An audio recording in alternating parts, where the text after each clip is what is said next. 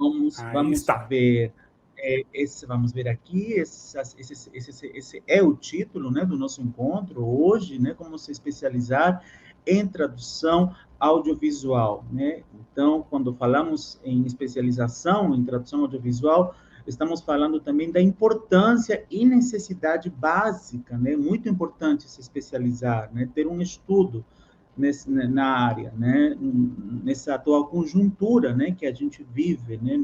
Nos dias de hoje, né? Sim, sim. Vamos aqui para o próximo slide. Eu vou Então, o que que deixá-lo a à gente... vontade, tá? Eu estou aqui no backstage.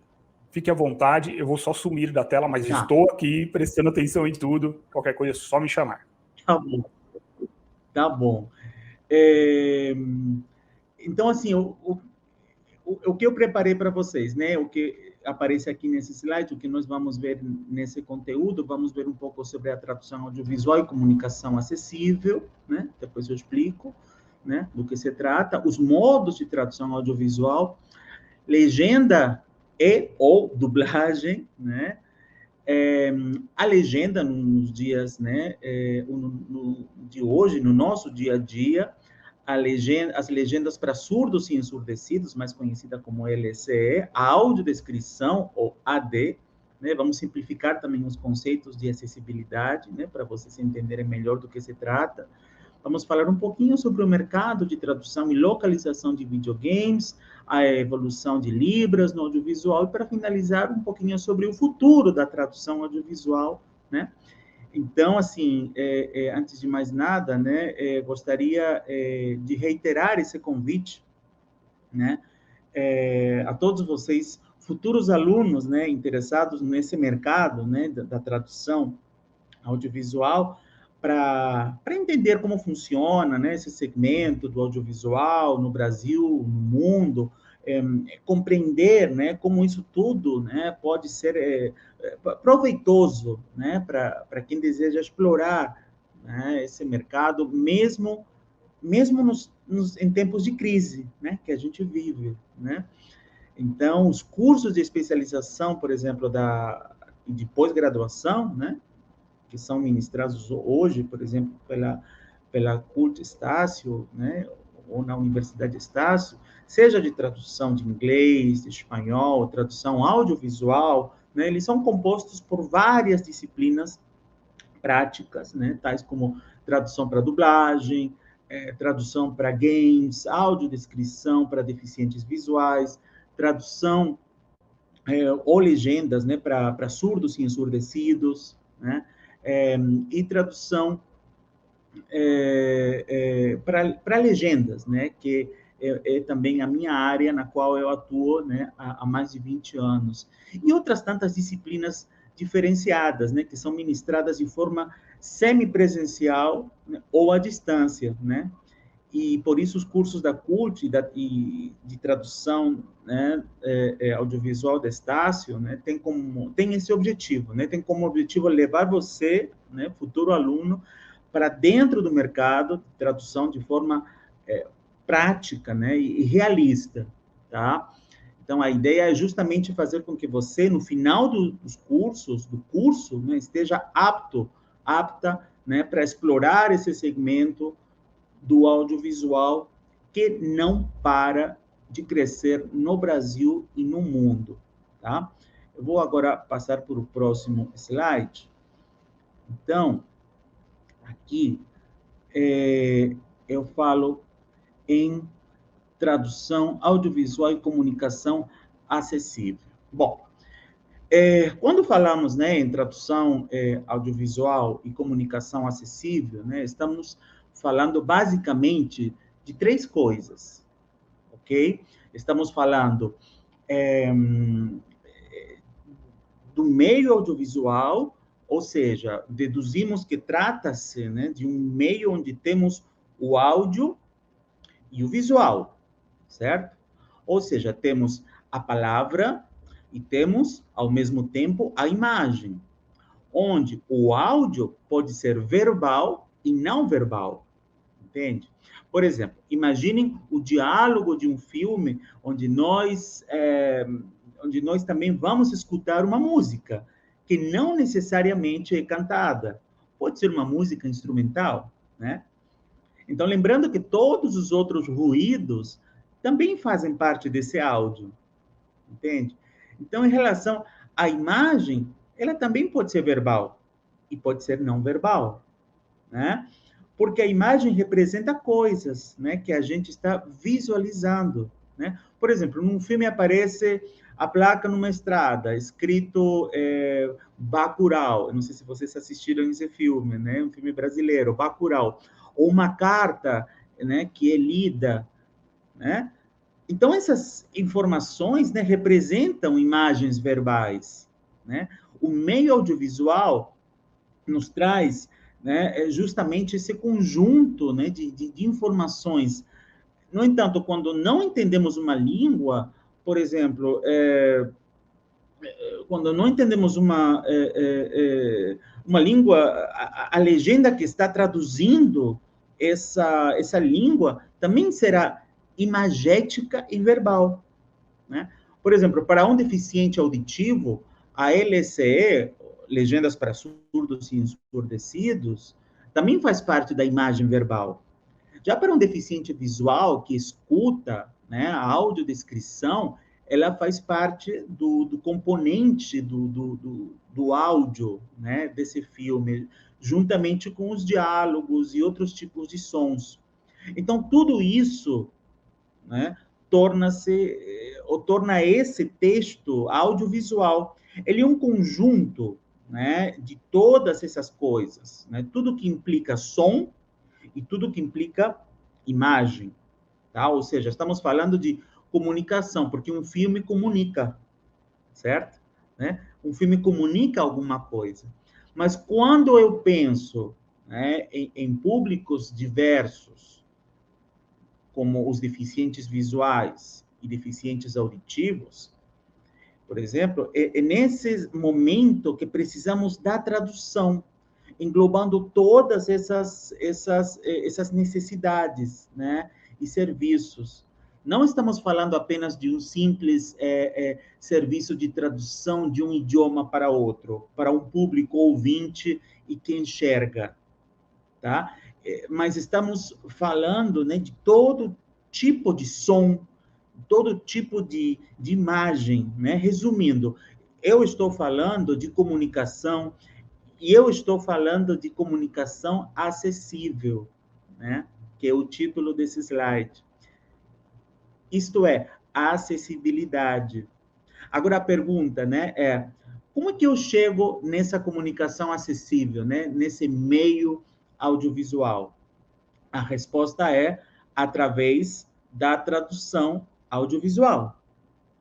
Agora, quando a gente, por exemplo, fala sobre tradução audiovisual e comunicação acessível, conforme eu disse no início, estamos falando de três coisas. Primeiro, estamos falando do texto audiovisual, né, que, como a própria palavra já sugere, ela tem o som, né, ou seja, o áudio, né, e tem a imagem, né, ou seja, né,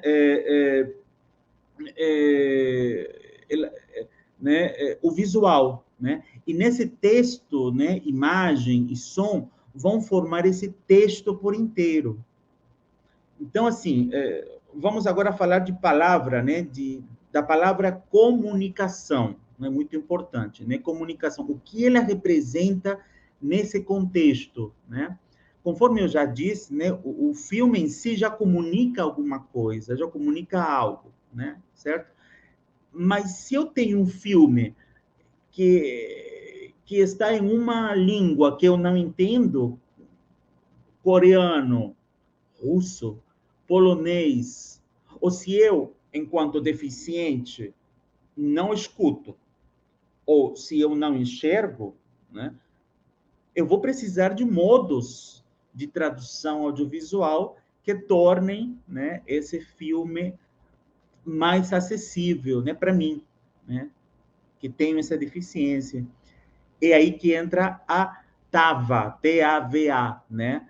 Que seria a tradução audiovisual acessível.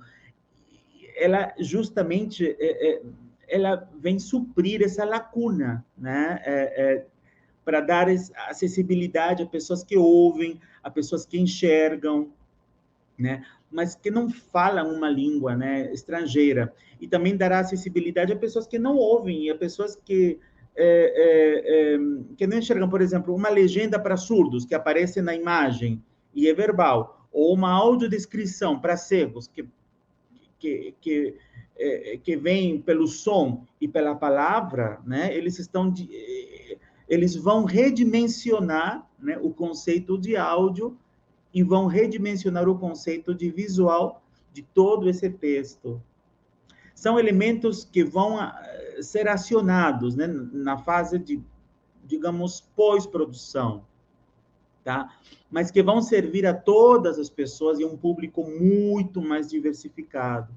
Agora, só para finalizar esse slide, né, que que estamos vendo aqui, o que nós, tradutores e profissionais da tradução audiovisual, não podemos permitir é que a legenda, dublagem, LCE, legendas para surdos e ensurdecidos, audiodescrição e outros modos de tradução, né, audiovisual, sejam tratados, ou sejam maltratados, né, como intrusos, né, da imagem. E por que eu estou falando isso? Porque muitos cineastas, tá, aqui no Brasil e no mundo, muitos produtores do ramo, né, do audiovisual, pensam, por exemplo, que a legenda é uma intrusa na imagem, o que é um grande equívoco.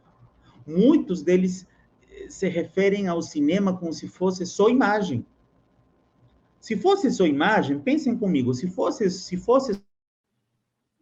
Opa, parece que o professor caiu. Meu texto audiovisual.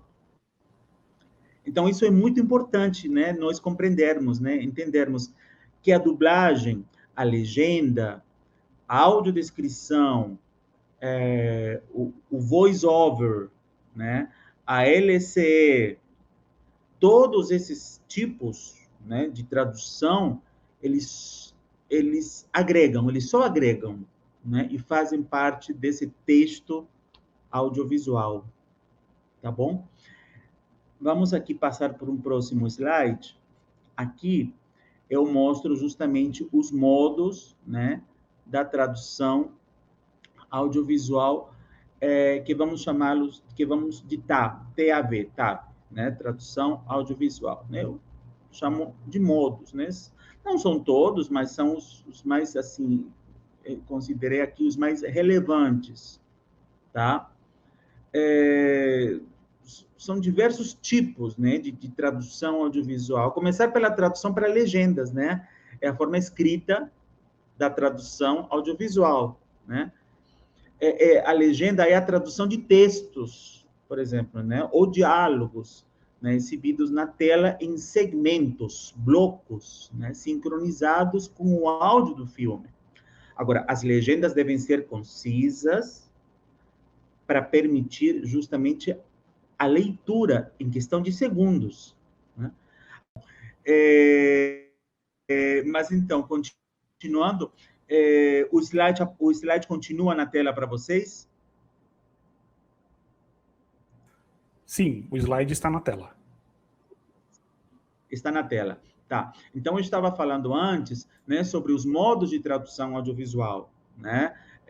Eu não sei em que momento a imagem congelou, mas não tem problema, né? Eu posso repetir mais ou menos, né? Relembrar aqui o que eu disse, né? Eu estava dizendo, estava falando sobre a legenda, né? Que é a forma escrita da tradução audiovisual, né? É a tradução de textos que são exibidos numa tela em segmentos sincronizados junto com o áudio do filme, né? E que as legendas elas devem ser resumidas, concisas, para que o espectador possa fazer essa leitura em questão de segundos. Essa linguagem ela deve ser simples, para que ela possa ser compreendida, né, pelo espectador, né, de forma prática, né, enquanto ele está assistindo ao filme.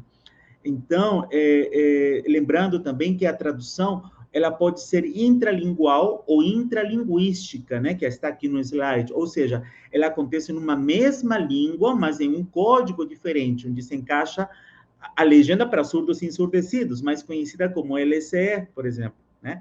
A tradução pode ser também interlingual ou interlinguística, está aqui no slide, ou seja, a tradução que a gente está habituado, né, acostumado, né, de uma língua para outra, mais conhecida como Open Captions.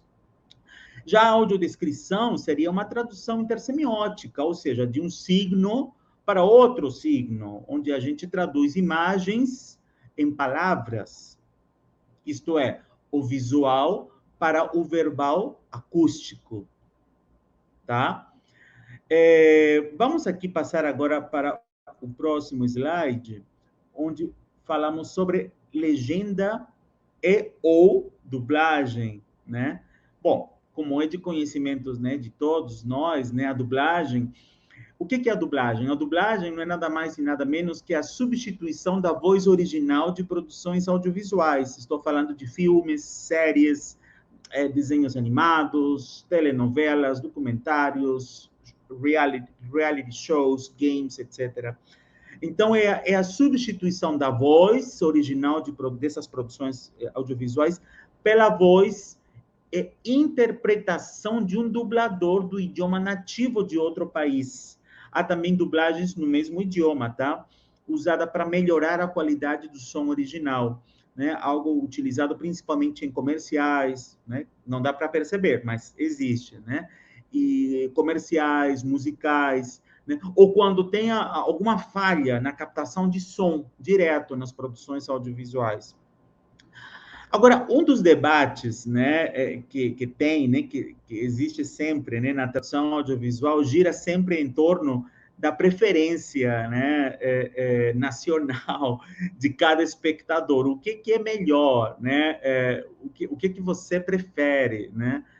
Legenda ou dublagem? Bem, tem gente que prefere dublagem, sim, né? Tem gente que prefere legenda, sim, também. Mas os modos que foram implementados, né, tem a ver um pouco com a história. Por exemplo, no Brasil, se fosse por questões econômicas, né, teríamos que adotar a legenda em todos os produtos audiovisuais. Mas foi algo que não aconteceu aqui no Brasil. Por exemplo, a maior parte da programação estrangeira no Brasil é toda dublada, né? Isso porque lá atrás o brasileiro, infelizmente, né, vem de uma cultura que tem o hábito, ou melhor, que não tem o hábito da leitura. Então, essa questão de ter que ler legenda para muitos brasileiros, infelizmente, é uma coisa que não agrada. Por outro lado, havia uma grande, ou um grande índice, né, de analfabetismo. Então, podemos deduzir que a dublagem aconteceu no Brasil por causa do analfabetismo, né, e ela acabou se solidificando, né, fora que é muito difícil, né, você mudar o hábito das pessoas, né, depois de um certo tempo. Quem vai para o cinema ou para os cinemas já sabe que o cinema é legendado ou não, né? Mas costuma ser mais caro, né? E era também uma diversão da elite, né?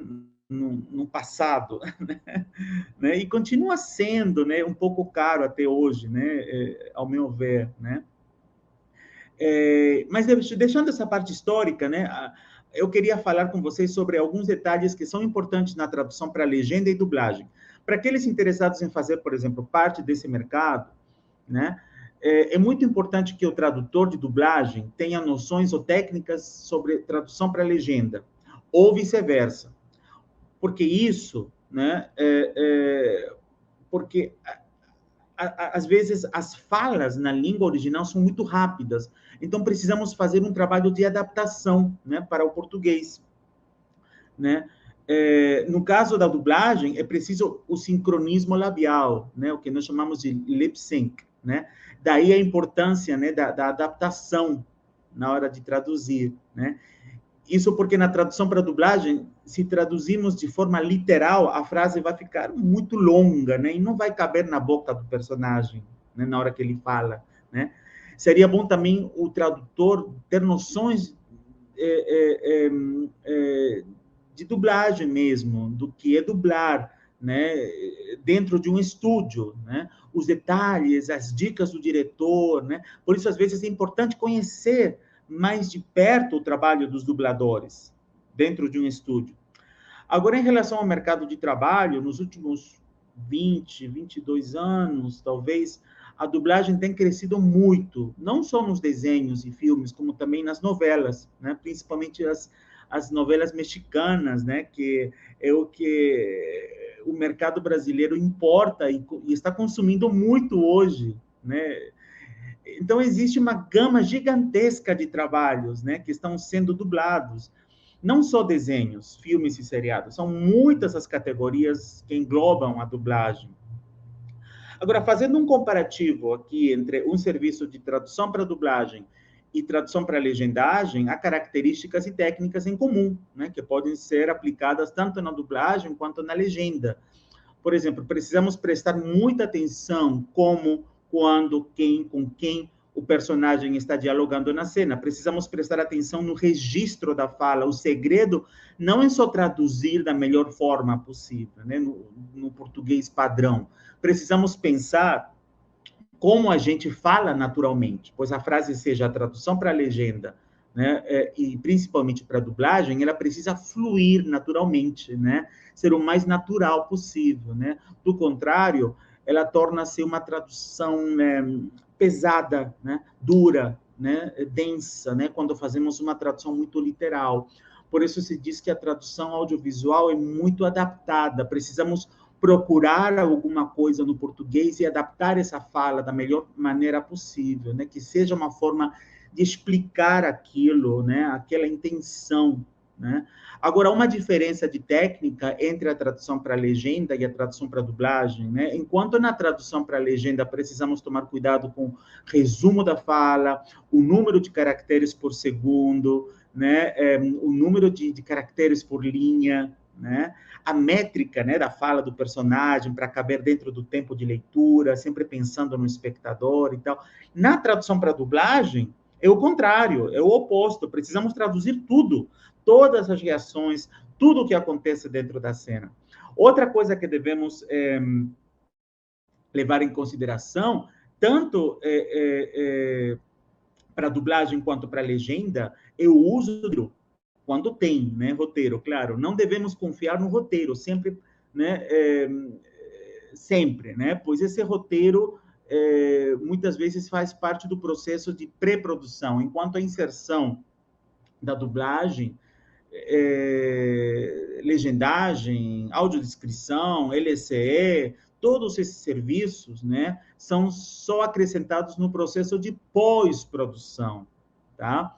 Portanto, devemos confiar unicamente no vídeo, né, que nos é fornecido para a tradução, de preferência, né, um vídeo já com a edição final, né? O vídeo desse produto irá nos fornecer todas as informações finais para a nossa tradução.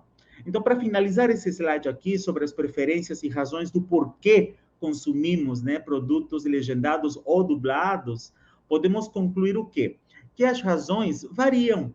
Não é só uma questão de preferência ou pelo que é mais econômico, né? Se fosse econômico, o Brasil não teria adotado a dublagem. Concordam comigo? Na dublagem, sabemos que existe não só o tradutor, mas o texto traduzido sai das mãos do tradutor, né, e vai para um estúdio de dublagem que é pago por hora, onde vamos encontrar um outro profissional que vai narrar esse texto, nessa tradução, né?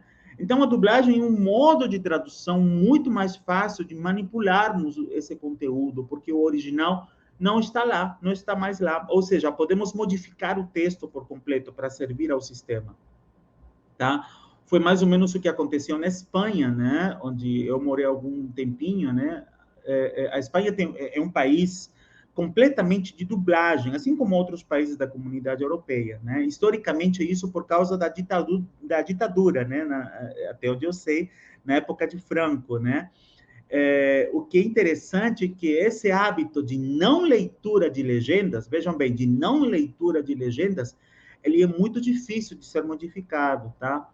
Então, usar a dublagem na Espanha, como em outros países europeus, né, por exemplo, é mais um ato de preservação da língua e da cultura. Vamos passar aqui para o próximo slide. onde nós falamos... vamos ver aqui, acho que pulei aqui muitos slides. Vamos ver aqui.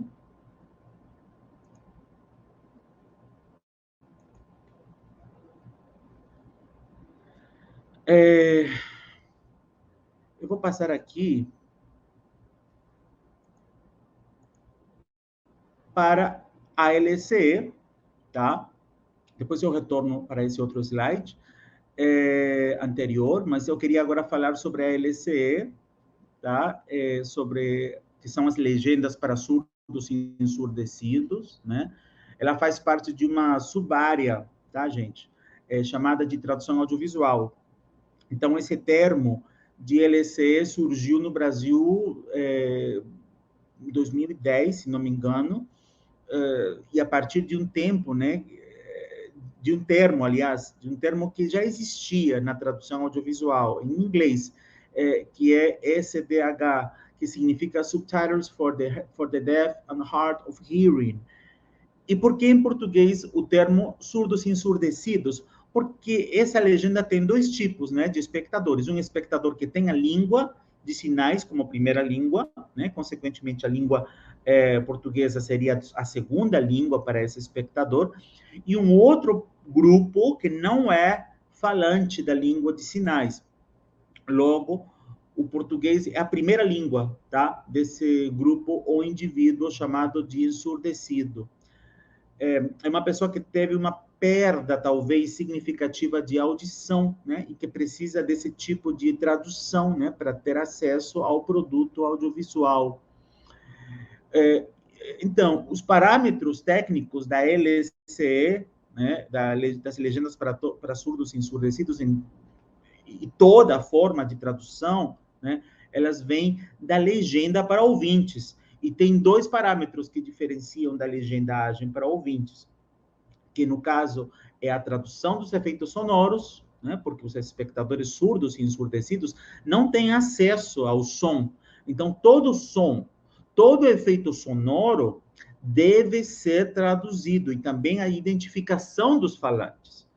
Para entender melhor onde a LCE se enquadra, eu vou citar 3 tipos de tradução. O primeiro é a tradução interlinguística, que já, né, vimos antes, que nesse caso nós enquadraríamos talvez a legenda para ouvintes, onde eu tenho a tradução de um filme em uma língua estrangeira para um texto na língua nativa do espectador, ok? No Brasil, seria, por exemplo, um filme com as falas em inglês e as legendas em português. Simples. Esse seria considerado seria considerada uma tradução interlinguística. O segundo tipo de tradução, né, é a tradução intralinguística. Nesse caso, é a legendagem para surdos e ensurdecidos. LCE se enquadra onde nós temos, por exemplo, um filme brasileiro, né, falado em português, claro, e as legendas também em português. Então, fala e legenda na mesma língua. Por isso, é chamada de intralinguística, tá? E o terceiro tipo seria a tradução intersemiótica, onde eu tenho uma transmutação, né, de dois sistemas semióticos diferentes. Nesse caso, a audiodescrição, que é a tradução da imagem para pessoas que têm deficiência visual, né? E ela se enquadra mais também a legendagem para surdos e ensurdecidos, né? Quando nós traduzimos os efeitos sonoros, eu estou traduzindo sons para o texto escrito, tá? Então, nesse caso, temos dois sistemas semióticos diferentes. Lembrando que a acessibilidade aos produtos audiovisuais é uma luta, tá? É uma luta que vem da comunidade surda de décadas, não é de agora, não. Começou nos anos 50, né, com o advento do cinema falado, né? Então, os surdos perderam a acessibilidade, né? Aliás, o acesso aos programas audiovisuais. Eu digo acesso e não acessibilidade. Vejam bem, há uma diferença, tá? Porque tem uma diferença. Quando falamos acesso, nós permitimos que todos possam consigam assistir a um programa audiovisual, mas não de uma forma confortável, né? Como os ouvintes, né, assistem. Então, isso seria acesso, tá? Agora, a acessibilidade significa eu pensar nesse público surdo ou ensurdecido, procurando uma forma de uma legendagem que traduza tudo que a programação audiovisual mostra aos espectadores. Então, com o cinema falado, né, no final dos anos 50, em 1947, se não me engano, esse acesso reduziu muito a comunidade surda. Por isso falamos que essa luta da comunidade surda para que as produções audiovisuais sejam acessíveis vem do cinema mudo para o cinema falado, tá? Então, justamente nesse ano de 47, um ator cubano, né, surdo, Emerson Romero, começou a comercializar filmes com legendas, utilizando da mesma técnica de legendagem do filme mudo, ou seja, inserindo intertítulos entre os fotogramas do filme. Essa técnica tornava os filmes difíceis, né, de serem comercializados, e somente as associações de surdos tinham acesso aos filmes acessibilizados por Emerson Romero, né? Somente com a comercialização de filmes estrangeiros é que foi possível, né, o recurso da legendagem para ouvintes, né? Agora eu queria esclarecer 3 conceitos de legendas para a comunidade surda, né? Os conceitos esses que são muito confundidos, né, pela comunidade ouvinte, que são os closed captions, open captions e LCE. A legenda fechada, ou seja, closed captions, é aquela legenda em que o espectador precisa acioná-la através do controle remoto do aparelho, daquele aparelho transmissor, né, do nosso televisor, né. No caso da sigla CC, né, no caso do CC usado nas emissoras de TV, basta pressionar no controle remoto a tecla que possibilita o acesso a esse tipo de legenda. Esse tipo de legendagem pode ser um recurso utilizado tanto pelos ouvintes quanto pelos surdos e ensurdecidos, tá ok? Por outro lado, a legendagem aberta, que é Open Captions, é disponível ao espectador sem executar nenhuma ação para executá-la. Ou melhor, nenhuma ação para acessá-la, tá? Como da campanha eleitoral, por exemplo, né, que está prestes a acontecer esse ano, né, que tem os surdos e ensurdecidos como público-alvo, né? O termo LCE, conforme eu já disse antes, é a tradução do inglês Subtitle for the Deaf and Hard of Hearing, SDH, e esse termo define a prática da tradução audiovisual acessível. Agora, o closed caption realmente é muito confundido com LCE, né? No entanto, desde a produção até a exibição, ambos, né, apresentam diferenças relevantes. O CC, closed caption, né, trata-se de um sistema de legenda fechada, criado mais pelos americanos, né? E as TVs costumam utilizar esse sistema, que é uma transcrição das falas, é mais uma transcrição, tá? Das falas, e não necessariamente uma tradução intralinguística das produções audiovisuais. Lembrando também que o termo caption em inglês difere, né, de subtitle, enquanto caption refere-se a um tipo de transcrição, né, que acompanha imagens, né, como, por exemplo, uma foto de jornal. Já o termo subtitle trata-se exclusivamente da tradução de áudios a um produto audiovisual, ok? Os europeus, por exemplo, eles utilizam o termo closed subtitles para definir suas legendas e também não a tratam como uma transcrição, e sim como uma tradução. Já as TVs brasileiras, né, seguem o padrão americano de transmissão de CC, ou seja, as legendas são exibidas com letras brancas, ou em caixa alta ou baixa, sobre uma tarja preta, enfim, são inseridas na barra horizontal, localizada entre a imagem da TV, né? Em relação aos efeitos sonoros mostrados pela legenda, eles são muito importantes, né, para que os surdos assistam a uma produção audiovisual, né? Contudo, quando a informação, né, pode ser deduzida pela imagem, pode ser dispensado. Por exemplo, o barulho de uma porta fechando, que na tela apareceria porta fechando. Se a ação é visível, né, não há necessidade, né, da indicação do fechamento da porta. Vocês estão entendendo? Na Europa, esses efeitos sonoros, eles podem ser indicados por cores. Né? Coisa interessante isso. A tradução de efeitos sonoros na LCE de um filme é uma operação intersemiótica também, né? Uma vez que converte mensagens não verbais em mensagens verbais, ou seja, ocorre uma transmutação, né? Já usei essa palavrinha antes, né? Uma transmutação de um sistema para outro diferente, tá? Essa tradução preenche lacunas, que são informações acústicas que não estão contidas na fala, mas têm uma relevância na trama fílmica, ok? Outro elemento, né, é a identificação do falante, né? Importante isso. Quem fala deve ser identificado, sim, principalmente se muitos personagens estão presentes na cena, né? Para reduzir qualquer confusão, né?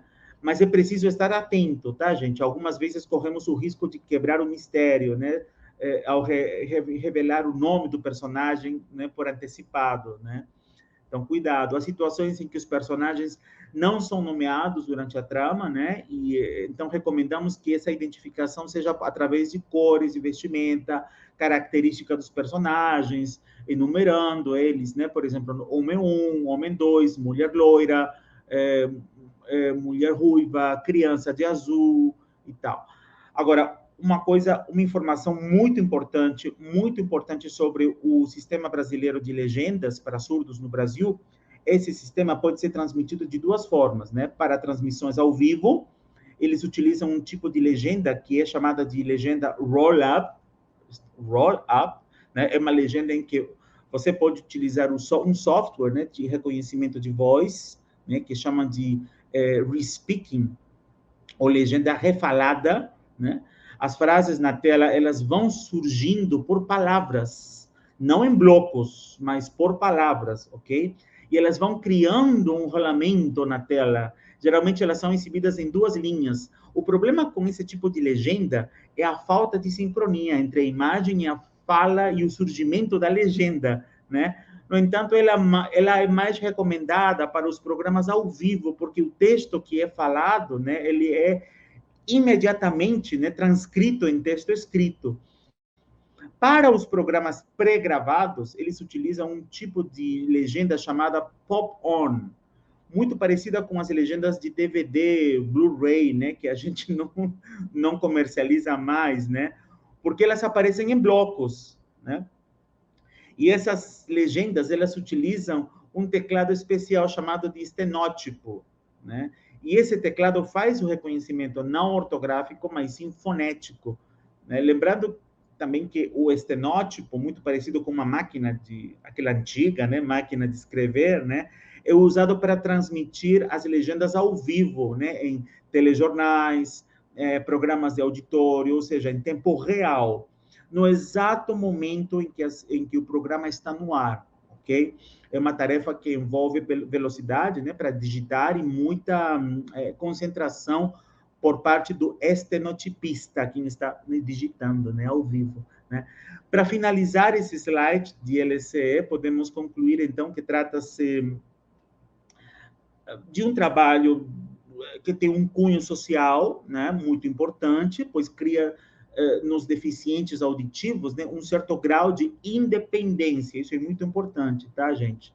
Independência, sem a necessidade de ter alguém, né, ao lado, né, por perto, para explicar o que está acontecendo no filme. E além também, claro, de representar, né, uma revolução, né, para os espectadores surdos ou ensurdecidos. O closed caption, o LCE também são muito úteis, né, em ambientes como aeroportos, academias, rodoviárias, restaurantes, né, onde há muito ruído, né, muito barulho. Inclusive, algumas pessoas se valem dessa tecnologia para aprender a ler, né, a ler, né, ou até para aprender a estudar outra língua, né? E se você imagina que esse trabalho em tempo real é feito dentro das emissoras, se engana. Geralmente esse serviço é terceirizado e esse conteúdo é transmitido para essa emissora via internet, tá, gente? Bom, vou passar aqui o próximo, que seria AD, né? A audiodescrição. Então, nesse outro slide, né, sobre a audiodescrição, além do closed caption, né, e LCE, que já falei no slide anterior, né, as emissoras de TV devem oferecer hoje um número X, não me lembro exatamente o percentual de horas semanais, mas elas devem oferecer um percentual, né, de horas semanais de audiodescrição, ok? Esse serviço é conhecido como AD, tá? E faz parte de uma lei que entrou em vigor no Brasil em 2004, e que tem como público-alvo, obviamente, os deficientes visuais. Mas você sabe, na prática, o que é audiodescrição, né? O que é audiodescrição, afinal de contas? É um recurso de acessibilidade que possibilita tornar eventos culturais e produtos audiovisuais acessíveis, né, para pessoas com deficiência visual ou baixa visão, né? É traduzir uma linguagem, né, visual para a linguagem falada. Para você entender, né, melhor, né, eu vou propor agora um teste, tá? Vamos lá, todo mundo agora. Feche os olhos, tá bom? Fechem os olhos. Estão de olhos fechados? Muito bem. Vou fazer uma audiodescrição de mim mesmo, tá? A minha imagem aparece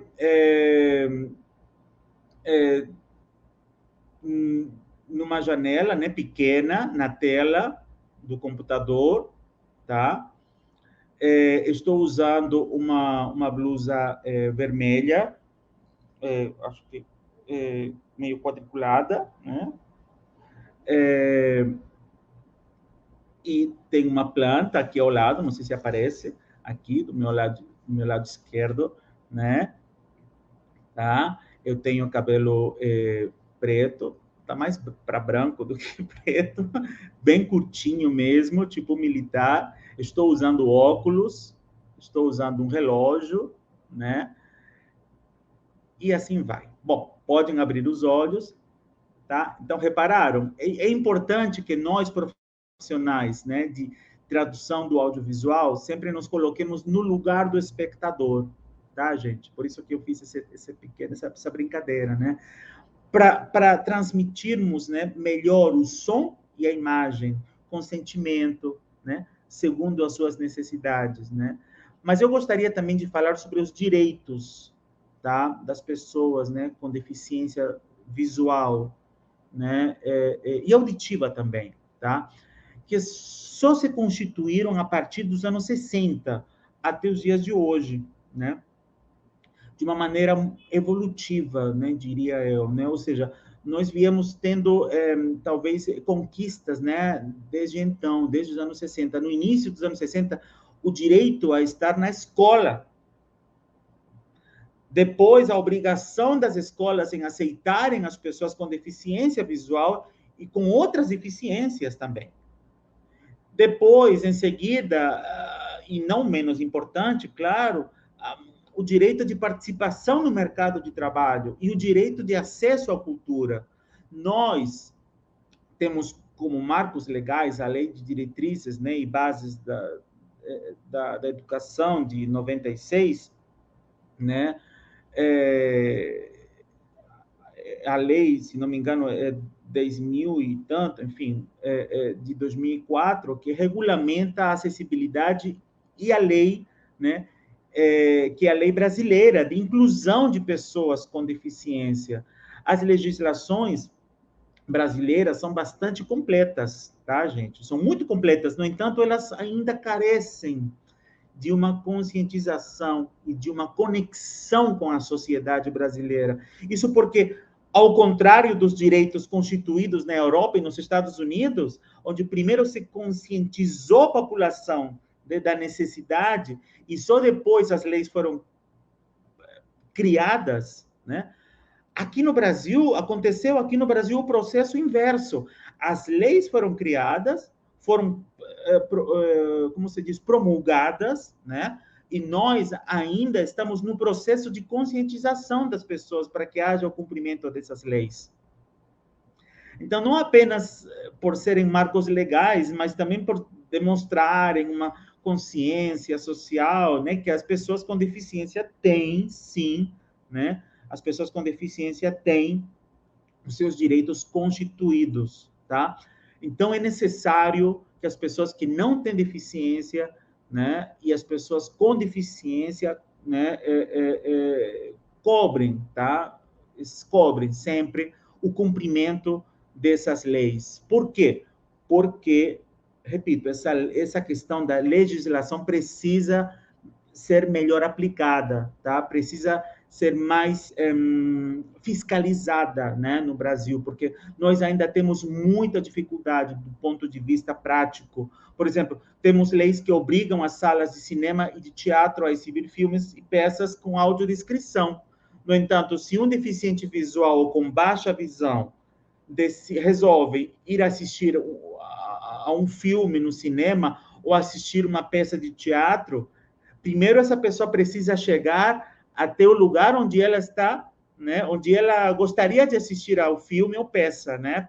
Para isso, ela tem de enfrentar ruas com obstáculos, metrô, ônibus, trem, né, lotados, sem acessibilidade nenhuma, ou até mesmo usar aplicativos ou de alguma maneira chegar até esse local em segurança e da melhor maneira possível, né? O que também é um outro desafio, é uma dificuldade, né? Então, depois de chegar ao local, a pessoa ainda precisa descobrir se esse filme, essa peça tem acessibilidade ou não. Então, para isso, né, o deficiente precisa entrar em contato com as pessoas do local, do espaço. Isso nem sempre é fácil, porque a acessibilidade nesses ambientes também é difícil, né? A consciência das pessoas de auxiliar nesse processo de acessibilidade, né, também é um complicador. E a própria divulgação dos produtos audiovisuais com acessibilidade ainda carece, né, ao meu ver, né, de uma melhoria, né? Porque nós sabemos dos filmes com audiodescrição apenas porque somos informados, na maioria das vezes entre nós mesmos, na propaganda boca a boca. Mas que eu saiba, não tem aplicativos próprios, sites especificamente voltados para quais filmes ou peças tem essa semana com acessibilidade e tal, né? Pelo menos, né, não muitos, né? Então, se nós tivéssemos produtos com acessibilidade, né, com uma divulgação adequada, nós teríamos um público consumidor dessa acessibilidade ainda maior em quantidade e em qualidade, porque o próprio público consumidor divulgaria para outras pessoas que existe acessibilidade em tal material, enfim. O que hoje em dia é um diferencial ter acessibilidade ou não em uma produção audiovisual. Faz a diferença, acreditem. Tá? Ou seja, é muito importante, gente, divulgar de acordo com as necessidades desse público. Por exemplo, fazendo a audiodescrição de um convite, de um cartaz do filme, a audiodescrição do trailer do filme, que é tão necessária quanto a audiodescrição do próprio filme. É interessante notar também que muitas produtoras fazem audiodescrição, mas fazem somente para cumprir a lei. No momento em que eu tenho acesso à sala de cinema ou de teatro, e que nesse espaço eu tenho acesso à audiodescrição, nós ainda temos um desafio muito grande, que é o da melhoria da qualidade dos produtos com audiodescrição, tá?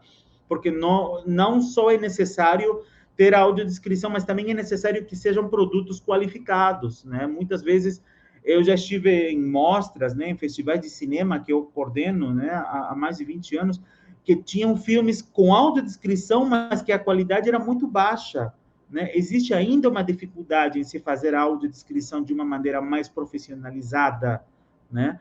Então, só para concluir aqui esse slide, né, que podemos concluir que a audiodescrição é um importante instrumento, sim, de integração sociocultural, e essa integração é fundamental às vidas de todos nós, cidadãos, né? Trata-se de como posso dizer, de uma nova área, né, profissional, e essa demanda por esses profissionais está aumentando, né, a cada dia. Então, o trabalho do audiodescritor, né, é um serviço muito minucioso, que exige preparação, estudo e técnica, ok? Vamos aqui agora para o próximo slide, onde eu simplifico alguns conceitos. Muito bem. Vamos aqui para falarmos de acessibilidade, né? É necessário, né? Primeiro a gente conhecer o conceito de acessibilidade. E o que é acessibilidade? Eu já falei um pouco antes, né? Sobre isso. É a condição oferecida a toda e qualquer pessoa, né? Para que ela tenha segurança, uma palavra que usei antes, qual foi? Autonomia, né? Em sua circulação, adequação aos espaços, aos meios de comunicação, né? E as diversas outras formas, né, de participação social. E aí as palavras aqui, dentro desse conceito, né, nesse slide, elas estão todas ali por alguma função. A principal delas é a autonomia, tá ok? Muitas vezes, quando falamos em acessibilidade, falamos em rampas, falamos em pisos, como que é? Podotáteis, né, que chama, né, que chamamos, né, em audiodescrição, porque elas fornecem autonomia ao usuário. Por exemplo, se um deficiente visual ou auditivo precisa da ajuda de alguém para ingressar em um determinado espaço ou para circular, né, nesse espaço, esse espaço não tem acessibilidade porque eu não consigo frequentar e me deslocar com autonomia. Portanto, é um conceito base essa questão da autonomia para a acessibilidade, né? E quando nós falamos em acessibilidade, existe uma ideia equivocada de que ela contempla apenas pessoas com deficiência, quando na verdade é para um público muito amplo, muito mais amplo, tá? Ela se destina também a pessoas com deficiência, mas a pessoas com alguma necessidade específica, tá? Transitória, como, por exemplo, alguém que tem uma mobilidade reduzida no pé, sofreu um acidente, por exemplo, né? Ou na mão, por exemplo, quebrou um braço, quebrou uma perna, é uma pessoa, uma gestante, ou tem um carrinho de bebê, ou é uma pessoa idosa, né? Então, assim, é uma infinidade de possibilidades, né, para além da deficiência daqueles que são os usuários da acessibilidade. O que importa nesse momento é falarmos também sobre os recursos, né, de acessibilidade, de que formas a lei influencia na questão do audiovisual.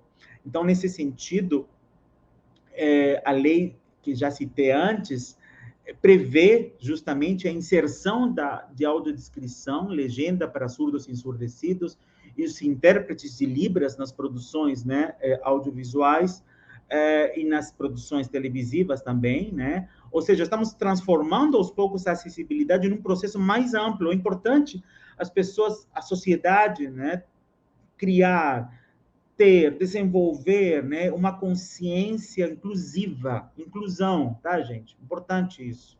Consciência inclusiva. Uma consciência de que as barreiras de acessibilidade devem ser vencidas.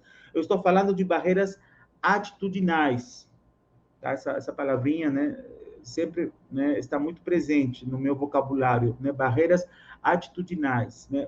O que significa isso?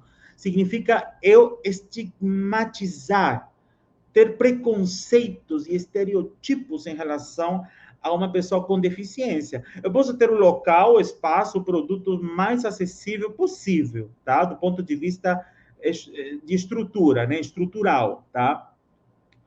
No entanto, se nós pensarmos do ponto de vista atitudinal, se isso não existir, a acessibilidade não vai ser plena. E o uso não será com autonomia. Essa palavra é importante, autonomia. Não será com autonomia e nem com plenitude, né? Portanto, as duas formas de acessibilidade devem andar juntas, atitudinal e estrutural, tá? Muito bem. Agora, vamos falar um pouco sobre o mercado, vamos lá, de tradução e localização de videogames. Vou ser breve aqui, tá, nesse slide. Vamos falar um pouquinho sobre os jogos e acessibilidade, né? Então, para quem não sabe, esse mercado, tá, gente, é muito importante. É a área dos jogos digitais.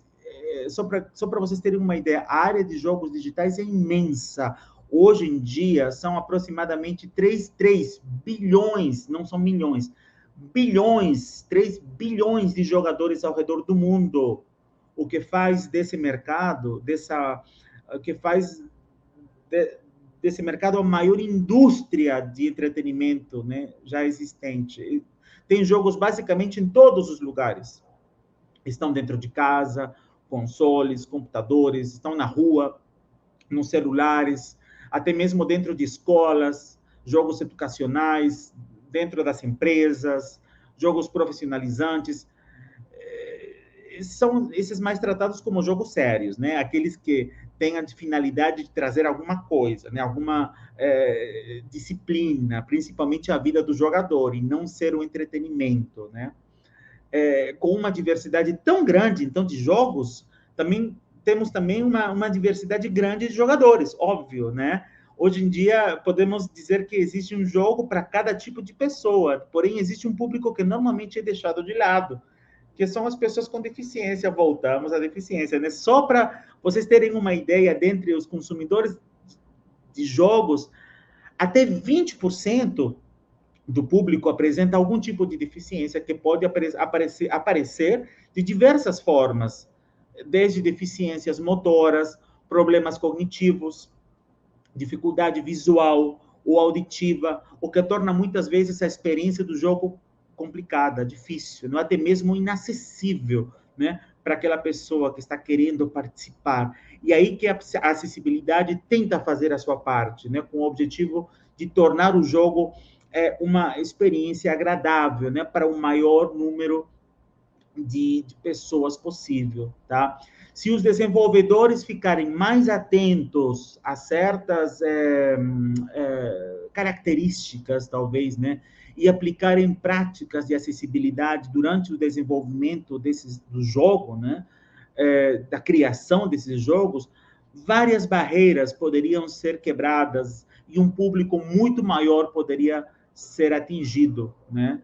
Já que a experiência, né, do jogo vai se tornar mais acessível, tornaria-se mais acessível, né, para um número maior de jogadores.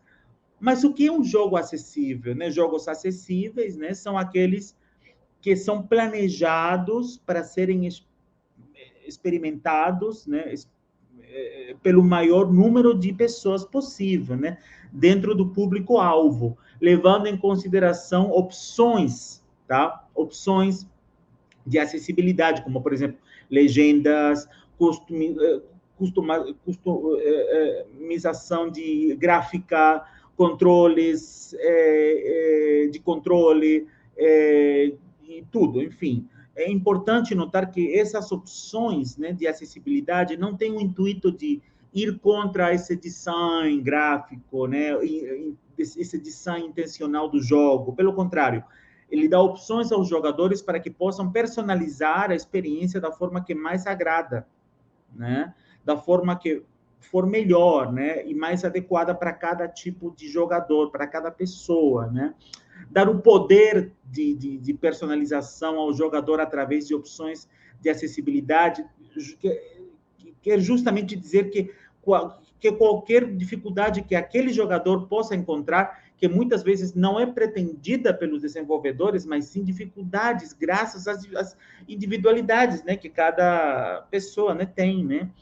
Um outro fator importante, também visto em outros jogos, né, é a diminuição de velocidade do jogo. Isso faz com que o jogo inteiro se mova um pouco mais devagar, uma quantidade também personalizável, né, entre aspas, né, pelo jogador, o que torna o jogo mais fácil, né, requerendo reflexos não tão rápidos, né, muito úteis, né, para pessoas que às vezes, como eu, por exemplo, estão sendo introduzidas aos jogos, né, fazendo assim que iniciantes como eu, né, também possam aproveitar essa experiência. Outro público muito afetado por isso e beneficiado são as pessoas mais idosas, né? Idosos tendem a ter reflexos menos rápidos do que os jogadores, né, do público-alvo desse tipo de jogo, né, que os mais jovens, né, têm, né, que são entre os 20 e 25 anos. Né? Então, ter uma velocidade de jogo mais lenta possibilita, né, garante a possibilidade, né, para que esse público também consiga aproveitar o jogo. É um conjunto de opções que acaba por aumentar o público em potencial desse jogo, já que pessoas que normalmente não costumam consumir produtos desse gênero agora possam perfeitamente aproveitar essa experiência, né? Agora, só para finalizar, né, esse slide, partindo um pouco para o mercado, né, é importante notar que o mercado está sempre aberto para questões de acessibilidade, já que isso inclui um público maior que vai consumir esse produto, tá? Existem dois principais fatores que muitas vezes acabam barrando, né, o desenvolvimento dos projetos, né, de jogo, né? Um é a falta de público necessário, interessado nessas questões de acessibilidade, que justifique a sua produção. E o segundo fator é o alto custo, né, de produção dessas opções de acessibilidade. Então, os dois, porém, são falsos, né, e podem ser tranquilamente contornados. Então, conforme está descrito aqui no slide, para finalizar aqui, se forem planejados antes da produção dos jogos, os recursos de tradução e acessibilidade para games podem perfeitamente conviver e dialogar com todos os tipos de consumidores, deficientes ou não deficientes no mesmo produto. Tá bom? Vamos aqui já quase encerrando aqui a evolução da Libras, né, no audiovisual. Então, Libras, tá, gente, é a sigla da Língua Brasileira de Sinais, é uma língua de modalidade gestual, visual, onde é possível se comunicar através de gestos, expressões faciais e corporais. É reconhecida como meio legal de comunicação, para quem não sabe, e expressão desde 24 de abril de 2002, há exatos 20 anos, quase 20 anos, né? A Libras é muito utilizada na comunicação com pessoas surdas, sendo, portanto, uma importante ferramenta de inclusão social, né? Então, inicialmente, ao buscarmos entender o que é Libras, é necessário antes esclarecer o que é a língua de sinais, certo? A língua de sinais é também conhecida como língua gestual, ok? A mesma utiliza-se de gestos e sinais em substituição à língua que todos nós bem conhecemos em nossas comunicações, que seria a língua de sons oral. Falamos em comunicação e a língua de sinais possui exatamente esse sentido. Ou seja, de ser um meio de um grupo de indivíduos, né, poderem se comunicar entre si, pois é através dela que as pessoas surdas trocam comunicações entre si, e até mesmo com as pessoas que já aprenderam a interpretar ou a interpretá-la, né? Aliás, isso vem ocorrendo de forma cada vez mais significativa, tá, gente? Muitos acham que, por se tratar de comunicação por gestos, ela deveria ser igual para todos os surdos. Outros acham que a comunidade surda do mundo, por ser pequena, deveria fazer uso de apenas uma língua, né, de sinais, até mesmo por se tratar de uma linguagem icônica, representativa, né, icônica, representativa, né? Mas vamos ver por que não é assim, né? Primeiro, que a língua de sinais não é baseada em gestos ou mímicas, tá? Trata-se de uma linguagem natural, com léxico. O que é léxico? Léxico é todo o conjunto de palavras, né? Que as pessoas de uma determinada língua têm à sua disposição para se expressar, né? Oralmente ou por escrito, ok? E também tem uma gramática própria. Segundo, que cada comunidade de surdos desenvolveu a sua própria língua de sinais, tal como cada povo, né, desenvolveu sua língua oral. Isso demandou muito tempo, tá? Vale lembrar também que assim como existem várias línguas faladas no mundo, né? Também existem várias línguas de sinais pelo mundo. Cada país tem sua própria língua de sinais, tal como temos nossa própria língua falada. Vejamos algumas línguas, né, de sinais espalhadas pelo mundo. Por exemplo, a língua de sinais se difere das línguas orais auditivas, uma vez que elas se realizam pelo canal visual e da utilização do espaço por expressões faciais e movimentos gestuais perceptíveis pela visão, né? Devemos notar aqui que a língua de sinais não faz apenas uso de gestos, tá, gente? Não é só gestos. A língua de sinais é um legítimo sistema linguístico, inclusive estudada pelos linguistas, pois atende eficazmente, de forma eficaz, às necessidades de comunicação entre os indivíduos, tá? Surdos, né? Os quais são capazes, né, de expressarem qualquer assunto do seu interesse, né, o conhecimento. Lembrando também ainda que Libras é a segunda língua oficial do Brasil e tem o seu uso amparado por legislações, ok? Sua produção no contexto audiovisual envolve competências e profissionais de diferentes áreas, cujos objetivos, né, são o quê? Entender e compreender os principais aspectos de sua aprendizagem, as características dos processos de tradução em Libras e técnicas para produzir, né, a janela de Libras, né, nos filmes, séries, documentários, vídeos para a internet e eventos presenciais e online. Tá bom? Muito bem. Aqui, agora, no próximo slide, já finalizando, falamos um pouquinho aqui sobre o futuro, né? Eu diria mais presente, mas, enfim, o futuro da tradução audiovisual, né? Então, assim, para finalizar o nosso encontro de hoje, sem mais delongas, né? Cito brevemente o nosso, nesse último slide aqui, que fala um pouco sobre o futuro da tradução audiovisual. E pelo que eu acompanho, né, nesses quase, né, 22 anos nesse mercado de tradução audiovisual, eu enxergo já um presente e um futuro promissor, né? Haja vista o número de plataformas de streaming, canais na TV por assinatura, todos eles oferecendo um conteúdo sempre inédito, 24 horas, né, por dia, no que diz respeito a que filmes, documentários, programas de auditório, seriados, novelas, shows, enfim.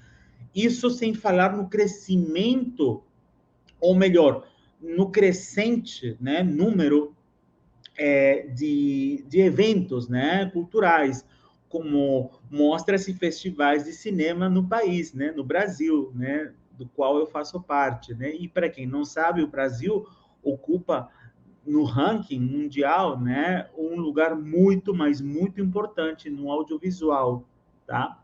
No mundo, tá? Agora, muitos tradutores, né, pensam que no futuro, né, num futuro talvez não muito distante, próximo, né, as máquinas, né, a máquina ou robôs, né, irão substituir, né, os profissionais, né, tais como os professores, tradutores. Quer saber? Eu acho que esse futuro está muito longe, né, de acontecer, né? Até porque eu considero que a tradução audiovisual feita pelo homem,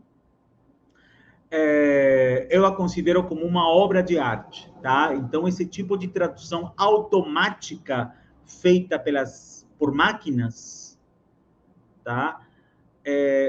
Ainda está longe, se não muito, mas está longe de acontecer e ser feito com o mesmo empenho, a mesma sensibilidade, a mesma imaginação, enfim, características, né, muito próprias do ser humano. Até porque a inteligência artificial, né, é baseada nos exemplos que ela tem para aprender de nós mesmos. ela não tem capacidade de generalização. O senso comum é difícil, né, de colocar nas máquinas. Por isso, eu acredito, né, que a inteligência artificial ainda tem mesmo muito a aprender de nós, né, conforme eu disse. Portanto, o futuro promissor, né, a que eu me referia antes, eu já enxergo mais como um presente, né? Acho que o mercado está longe, ou melhor, o mercado está hoje muito aberto, né? Está muito aberto, né? E precisando justamente dessa mão de obra qualificada, né? Principalmente no que tange, né, ao mercado de tradução audiovisual e tradução audiovisual acessível, né? Mas, para isso, claro, é preciso responsabilidade, comprometimento, né? É uma dedicação, né, de corpo e alma, talvez, né? Tradução, gente, tradução e tradução audiovisual envolvem muita responsabilidade mesmo. É preciso formação, capacitação, estudo, tá? Um bom tradutor não deve apenas estudar, claro. Um bom tradutor precisa se especializar e se atualizar, tá ok? Então, para concluirmos aqui, se você é estudante, né, ou profissional, né, das áreas talvez de comunicação, né, rádio, rádio e TV, cinema, publicidade e propaganda, jornalismo, letras, artes, locução, produção cultural, tradução, enfim, tantas outras, né? Ou apenas se interessou pelo tema da tradução audiovisual, né? O que está esperando, né? Venha, né, fazer parte dos cursos, né, que são ministrados, os cursos de pós-graduação de tradução e de tradução audiovisual de inglês, né, e de espanhol, semipresencial e à distância, né, da CUT Estácio e da Universidade Estácio. Lembrando que os cursos, né, de tradução da Estácio, né, tem como objetivo e da CUT Estácio tem como objetivo levar você para dentro, né? Eu acho que deve ser o objetivo de qualquer curso, né? Levar você para dentro do mercado de tradução de forma prática e realista, muito importante isso, né? Realista. E a ideia é justamente fazer com que você, no final do curso, esteja apto, tá? Para explorar esse segmento do audiovisual. Enfim, o que mais? Lembro também a página da CUT, né? É www.cultestacio.com.br, tá? Lembro que todos os alunos, né, têm desconto, né, fazendo a inscrição pela Translators 101, né, nessa parceria, nessa nova parceria, tá?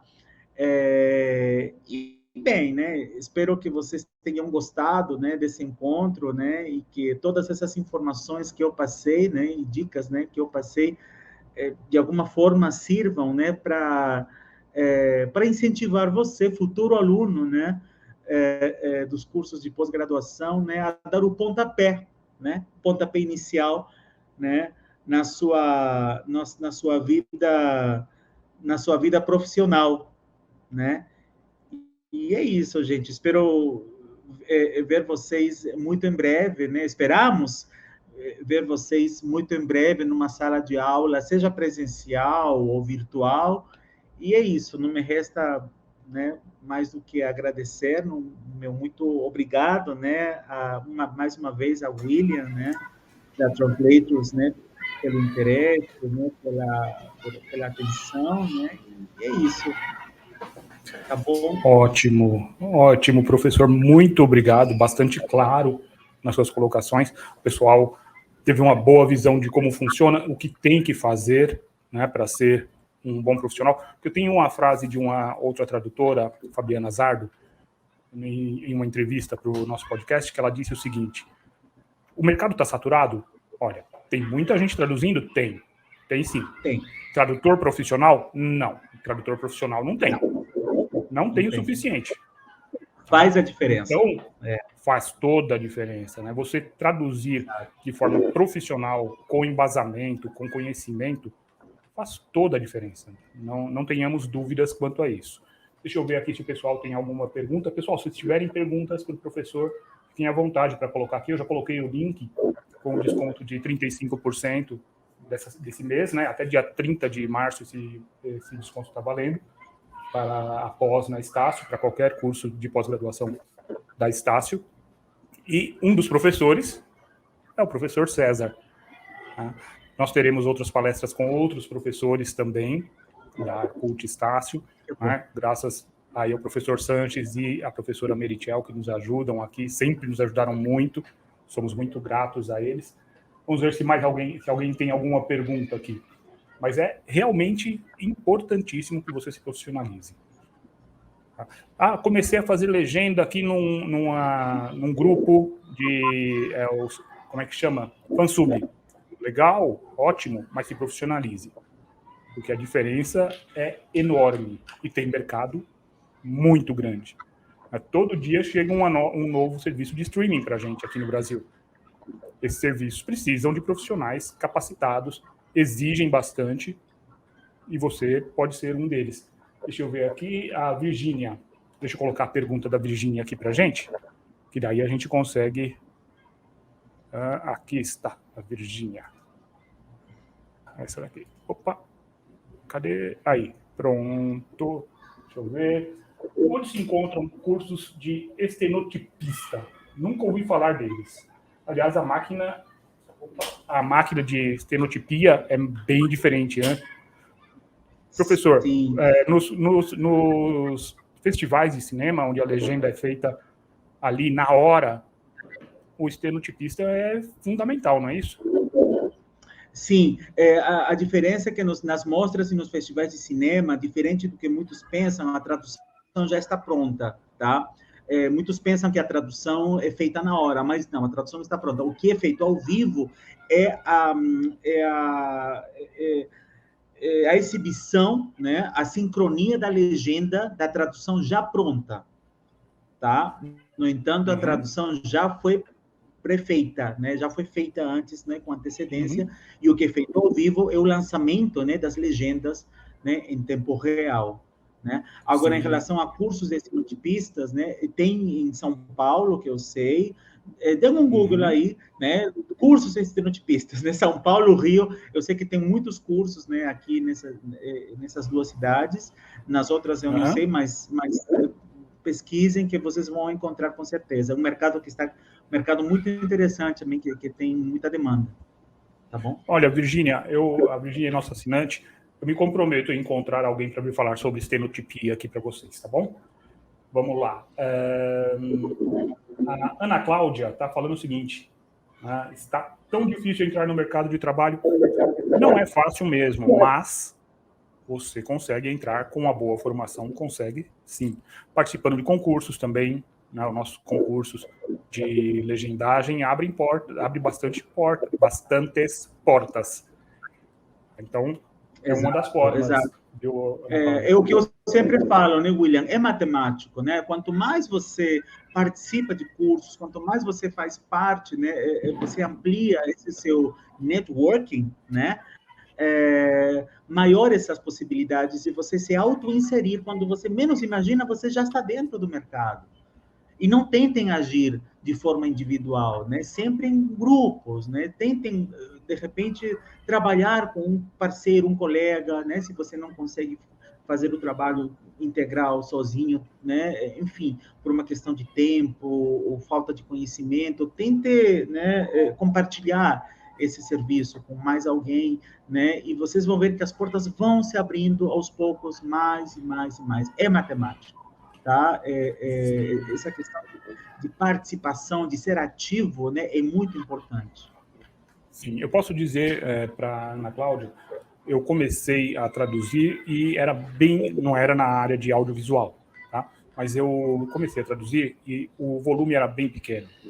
Depois, com o tempo, com participação em eventos, as pessoas que estão nos eventos vão ver você ali, vão perceber você como uma profissional do mercado e não uma pessoa que está fazendo um bico de tradução, que existe muito. Né? A profissão não é regulamentada, então qualquer um que se diz tradutor pode ser tradutor, pode exercer.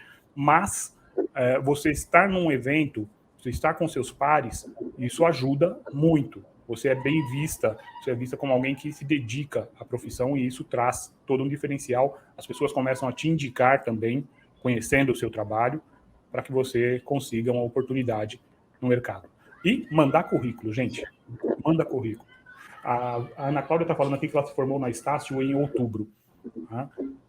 Olha, você manda currículo com frequência, se dispõe para testes. Você pode, por exemplo, na área de audiovisual, né, professor, me desculpe, estou tomando mais do seu tempo aqui, mas na área de audiovisual, você tem, por exemplo, como traduzir para os TED Talks. Você faz as legendagens para o TED Talks, se coloca como voluntária, Global Voices também, faz esse trabalho para eles, isso é portfólio. Então, o seu nome vai aparecer ali, e no TED Talks eu tenho a informação, eu sei disso, que eles te dão feedback. Isso é importantíssimo. Então, é uma oportunidade você participar aí de projetos que sejam voluntários, mas sempre lembrando o seguinte, projeto voluntário você faz para causas e não para empresas. Uma empresa fala para você, olha, legenda isso aqui para mim. Não, a empresa tem que te pagar. Tá? Não sejamos bobos. Né? É para causas, e principalmente causas que você acredita. É isso que você deve fazer. A Bárbara Santana tem um comentário aqui. Vamos lá. Como funciona a questão de tradução ainda durante o desenvolvimento de jogos, software, etc.? É possível fora de grandes empresas? Sim, é possível, tá? É possível, porém, talvez seja um mercado talvez um pouco mais fechado, diria eu, né? Tem no curso da CULT, o professor Michel, que foi meu aluno no curso de legendagem muitos anos atrás. Michel Teixeira. Michel Teixeira, né? Que talvez vocês já devam conhecer. Ele e a esposa dele trabalham diretamente com games, tá? Então, através do endereço que eu passei para vocês, né? Da CULT, Estácio, se vocês puderem tirar essa dúvida diretamente com ele, porque ele é do mercado, né, de jogos, tá? Sim. Então, ele é a pessoa talvez mais adequada a responder, né, essas questões relacionadas com jogos. Então, assim, até onde eu sei, o mercado que é muito, muito interessante de se explorar, tá? Sim, é uma indústria enorme. Enorme, nossa senhora. Olha, a Ana Cláudia está falando aqui que já enviou vários CVs, currículos, mas nem teste recebo. Ana Cláudia, eu não sei se você é nossa assinante. Mesmo que você não seja, me comprometo com você, manda o seu currículo para mim, tá? contato@translators101.com.br, que eu vou dar uma olhada no seu currículo, a gente bate um papo. De repente tem alguma coisa que não está chamando a atenção no seu currículo. E a Translators, a gente quer ajudar as pessoas a evoluírem na carreira. Entrar é uma das formas de você começar a sua evolução. Então, eu me comprometo com você. Manda para mim o seu currículo, tá? contato@translators101.com.br, que eu vou dar uma olhadinha, vou marcar um horário para a gente bater um papo, tá bom? E a gente ver como é que eu posso te ajudar aí. Claro, serve para qualquer pessoa que estiver aí. Talvez, dependendo da quantidade que eu receber, seja meio complicado de responder rapidamente, mas eu respondo. Com relação ao Michel Teixeira, nós temos palestra dele aqui já também, e vocês também podem mandar as perguntas, se quiserem, para mim, que eu repasso para o Michel, é um professor bastante acessível. Tem outras. Ontem nós tivemos uma palestra sobre a tradução de jogos de tabuleiro, muito importante você assistir aquela palestra se você quiser traduzir para jogos de tabuleiro. Não são jogos eletrônicos, mas tem toda uma informação ali que ela passa, que a Paula Pisauro passou para a gente, que isso faz a diferença também na hora de você entrar no mercado. Não é só saber traduzir, tem muita coisa que você precisa saber, como o professor mostrou aqui hoje.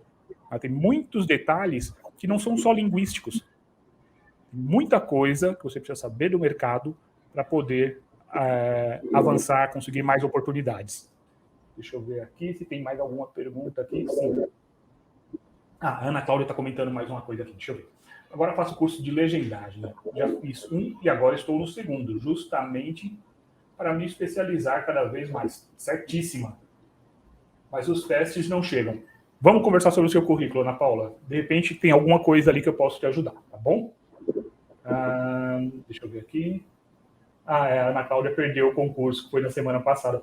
Todo ano nós fazemos concursos aqui, né, professor? Nós fazemos de legendagem, o próximo será de tradução de jogos de tabuleiro. No final do ano teremos mais uma vez o de tradução literária. Isso ajuda muito. Mesmo que você não ganhe o concurso, e nós fazemos assim, os primeiros colocados e depois algumas menções honrosas. As pessoas que são os jurados desses concursos estão no mercado, elas estão vendo você, elas estão vendo ali o seu trabalho, e elas dão um feedback depois coletivo, não dá para ser individual, mas elas dão o feedback. Nós temos, por exemplo, um feedback da professora Débora Cornélio, que é praticamente um curso. Tá? Você vê ali muitas coisas que ela coloca que fazem com que você tenha uma possibilidade maior de ser aprovado em um teste. Vamos ver aqui se temos mais alguma pergunta. Assim, a Gabriela confirmando, né? Networking é tudo, como disse o professor, e é mesmo. Tá? Ainda mais na nossa profissão, que, como nós sabemos, não é regulamentada. As pessoas se conhecerem outros profissionais que já estão inseridos no mercado, faz sim toda a diferença. Muita diferença. Vamos ver aqui. Sim, eu vou colocar o e-mail aqui para a Ana Cláudia. Deixa eu ver aqui. Sim, a Virgínia já fez esse favor. Obrigado, Virgínia.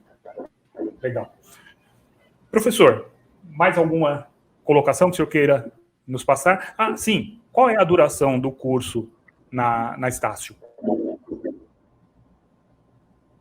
Na Estácio, da pós-graduação em tradução audiovisual, gira em torno de 1 ano e meio, aproximadamente, tá?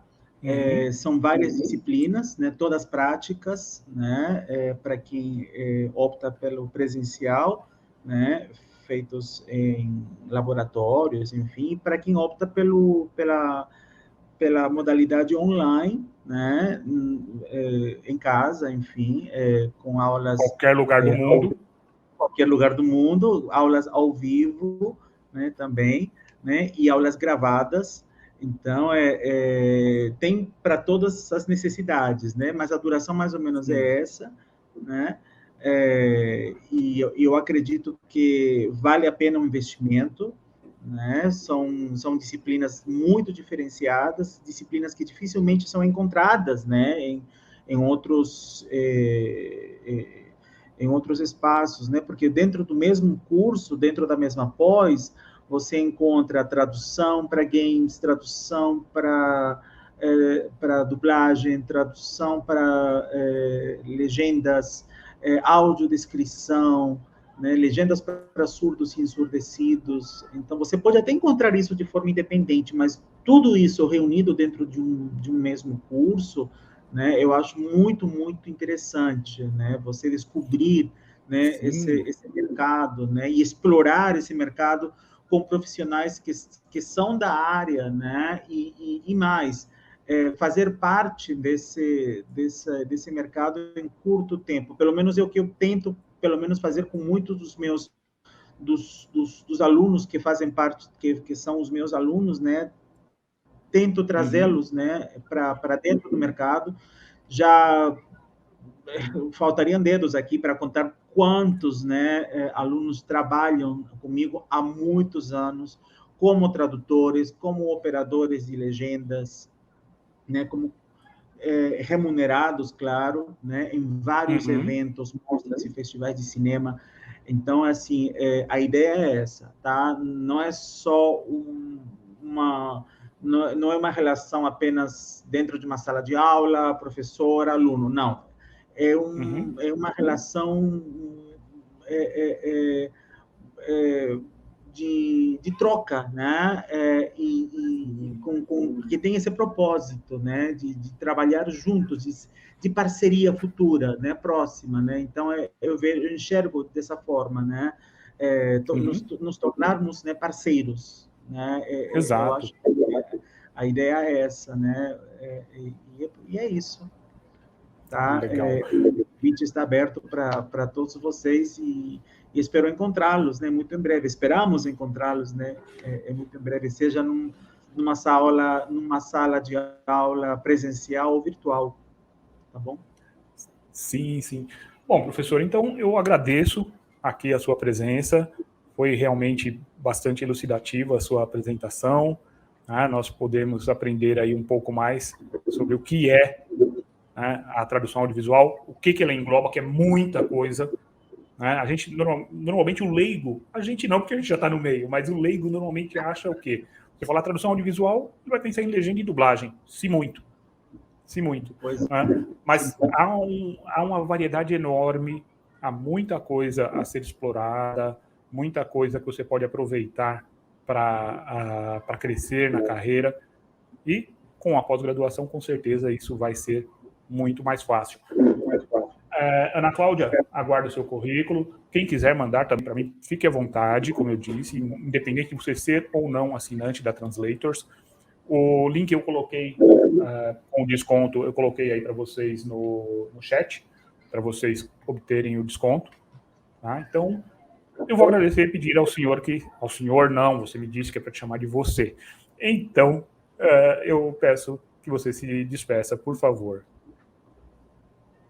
Bom, William, mais uma vez, né, conforme eu disse no início, para mim foi uma honra, né, inaugurar esse ciclo de palestras, né, nessa parceria, né, entre a Translators One-on-One, né, com a Cult Estácio, né. Muito obrigado mesmo, né, pela presença de todos vocês que estão nos assistindo, né, aqui ao vivo ou nesse encontro, né, já gravado, né, pelo seu interesse nesse encontro, né, agradeço o seu convite nessa iniciativa, né, para trazer vocês, né, futuros alunos, né, com esse propósito, né, que eu falei antes, de ampliar os seus conhecimentos, né, de obter mais um certificado, né, no currículo, né.